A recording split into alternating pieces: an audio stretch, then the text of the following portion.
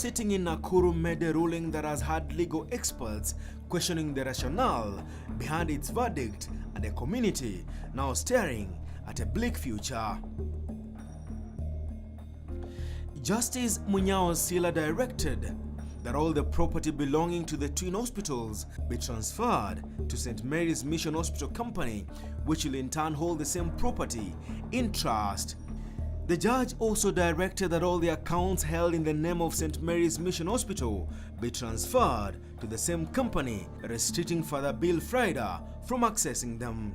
For more than 17 years, the Catholic priest has been the main signatory to the accounts held by the hospitals.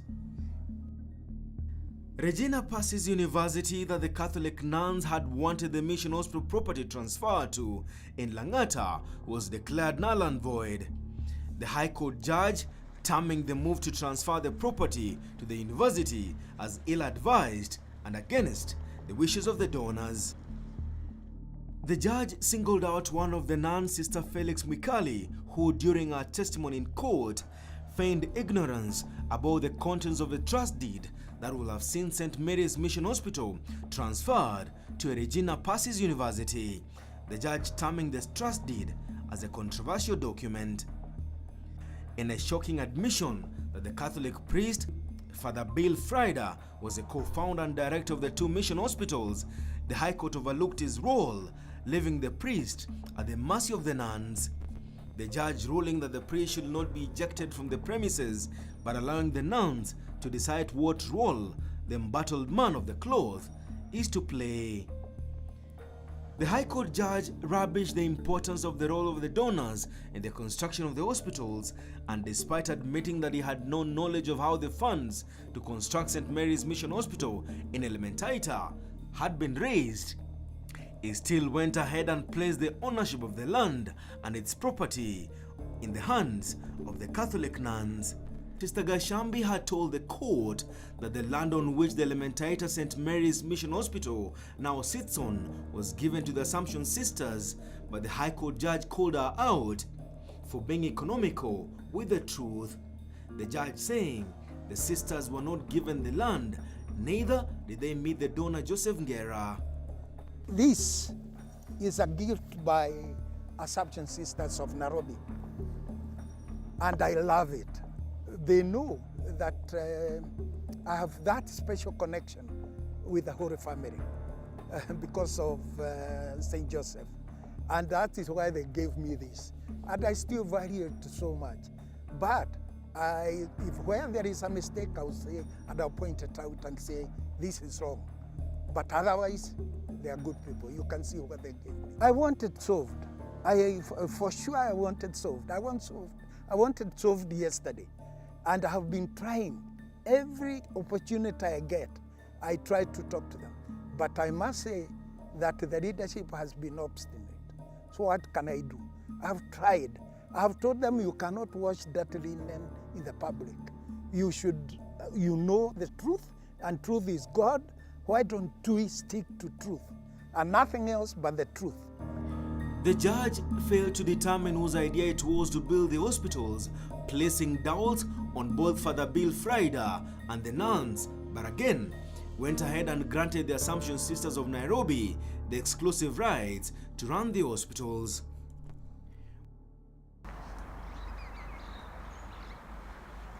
When the lead caught up with the Catholic priest, the man who has been carrying out medical ministry for 40 years now told KTN News there has always been a plan to take over the twin facilities. This small cartel who were trying to take over St. Mary's, they hid behind the church. This has nothing to do with the Catholic Church, no. These are a few misguided individuals who are hiding behind the church as a smokescreen, reaching around for their personal thing. But it was the effecting of the court orders, driven from the verdict of the High Court, that has now raised serious questions. Justice Munyao had directed that the nuns gain forceful entry and take over the twin hospitals in Nairobi and Elementaita. The orders were to be served to senior police officers at Gilgil and at Langata police stations.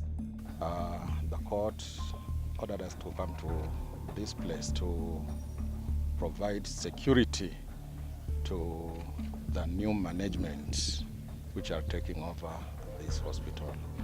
But a closer look at the orders signed on the 24th day of November 2017 could not be effected because the judge had mixed up the jurisdiction of the police stations meant to carry out the orders. The judge had directed police officers from Gilgil police station to enforce the orders in Nairobi and those drawn from Langata police station to effect the orders in Elementaita. The leader has established that the Assumption sisters showed up at St. Mary's Mission Hospitals in Elementaita and Gilgil with fresh orders whose origin the High Court in Nakuru has since disowned. It was the same orders that police officers in Nairobi used to kick out staff from St. Mary's Mission Hospital in Langata.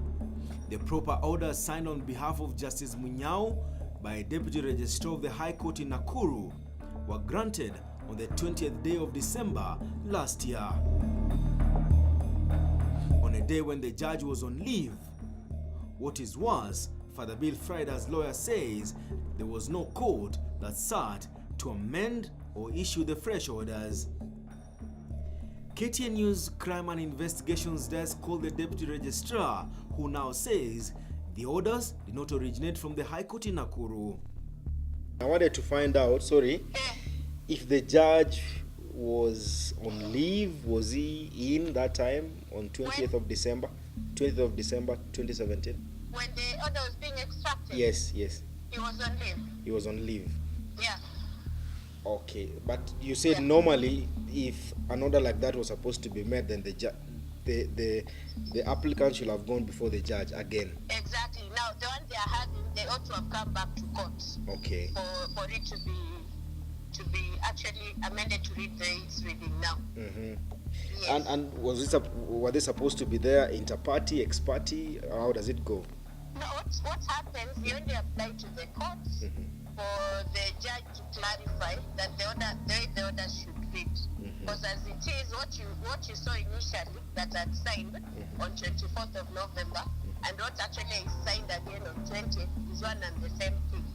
So for it, I think there was actually not I think, there was need for them to come to court to actually have the same to be interpreted, to read the actually reading as what the purporting was actually coming out from court. So the orders that came from the court are not the same ones that they have on these orders of the 20th of December.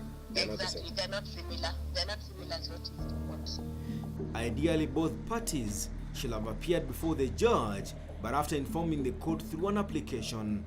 If this was not done, where did the Assumption Sisters of Nairobi get the orders to eject staff at the St. Mary's Mission Hospital in Langata and attempted to do so in Elementaita? The raids at the hospital were carried out when the courts were in recess. But it's not only the controversial takeover of the twin hospitals that thousands of those who depend on the facilities are now worried about. Someone somewhere has already gained access to the hospital's bank accounts and transferred millions of shillings.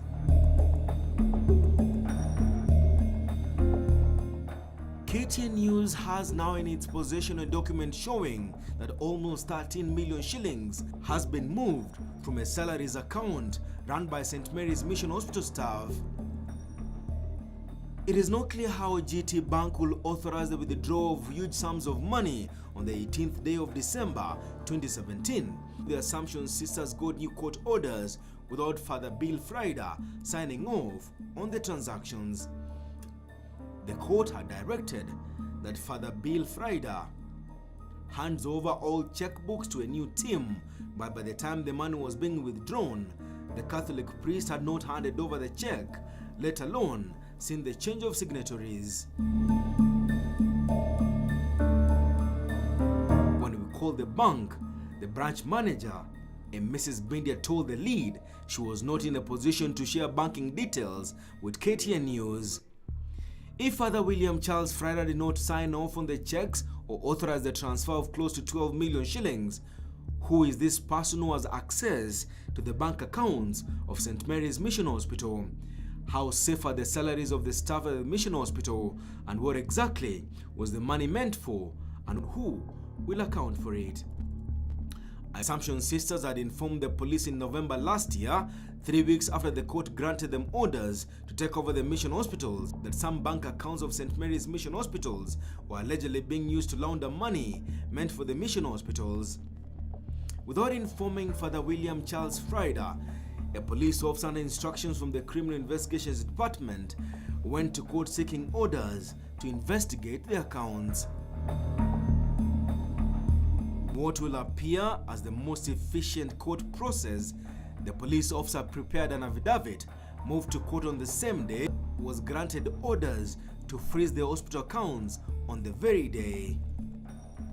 But in what appears as a suspect move, the police officer also went ahead and froze Father William Charles Frider's personal accounts. The nuns had not complained about his personal accounts, under whose instructions are the police officers operating. By the time of airing this story, the Criminal Investigations Department was yet to record a statement from the Catholic priest. The Assumption Sisters of Nairobi had also failed to return our calls. In what started off as a noble cause, a medical drive to help thousands of poor Kenyans, this hospital saga has turned into a vicious scheme of controlling property at the expense of service delivery. Place is fast becoming a referral hospital. In fact, if you look at the volume of work we do here, we are gradually becoming a referral facility. Why am I saying that? Is because we get patients from as far as Western, from as far as Lamu, Mpeketoni. Some patients traverse all this country to come to this hospital. From Mpeketoni, we get patients from Garissa. I get patients from Ethiopia, from Southern Sudan.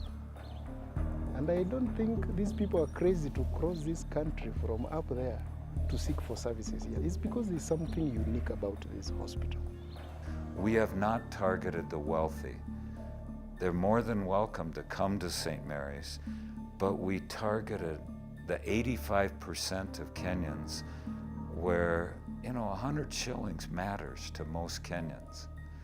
So we're trying to be careful using high quality, and high quality is not correlated with money necessarily.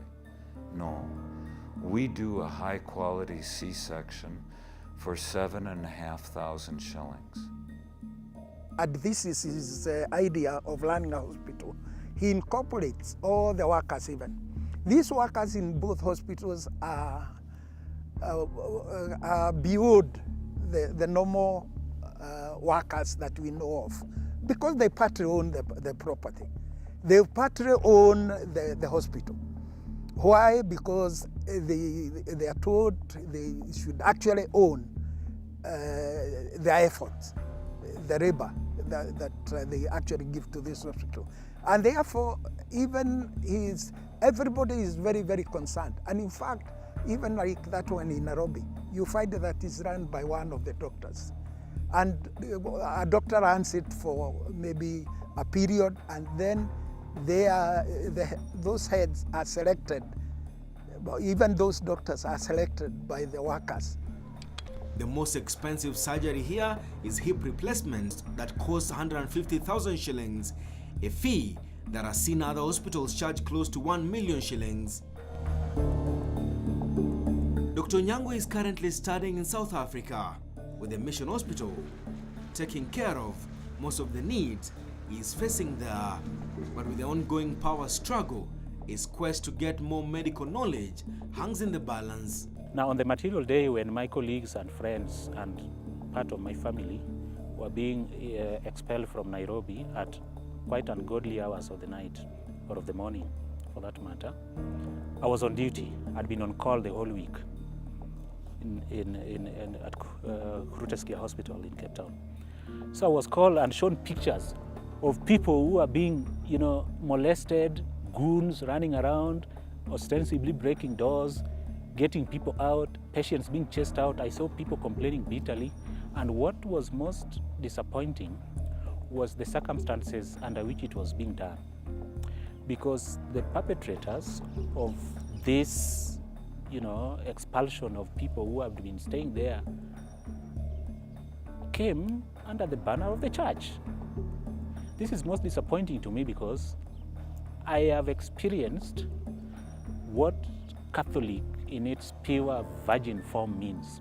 The collective economic power of the poor maintains St. Mary's hospitals.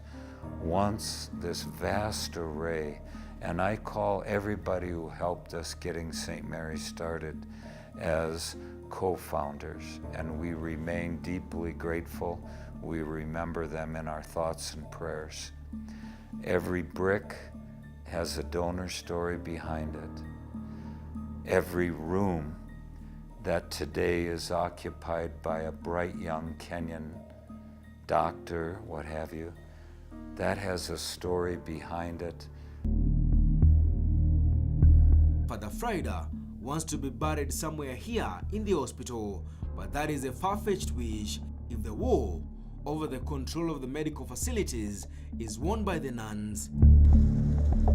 Father Bill is still being guarded by administration police officers stationed inside the mission hospital after he was attacked and left for the dead some time back. The attack came immediately after he moved to court over the ownership of the two facilities. The priest and the nuns cannot agree on who exactly owns the hospitals, but with the court ruling now pending before the appellate court, nuns have legally laid claim to the multi-billion properties. For patients and those who donated to this project, it is a sad story of a good idea that has turned into a very sad affair. Denson Zarigo, the lead, KTN News.